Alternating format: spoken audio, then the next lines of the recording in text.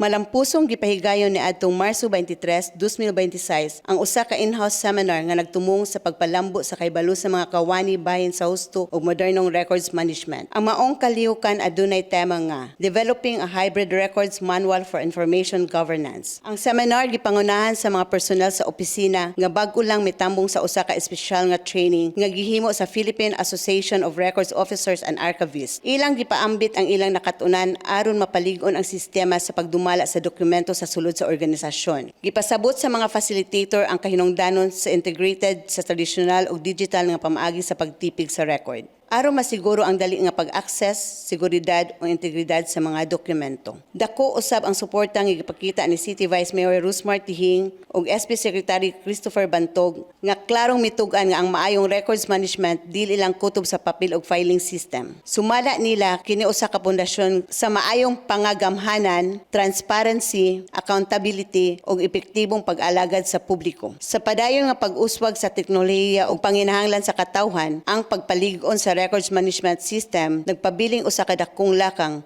padulong sa mas lig-on, kasaligan ug responsableng serbisyo publiko. Gikan sa City Vice Mayor's Office, kini si MM Tihing Sueta, Ibayaw Bayawan, kita ang bayawan.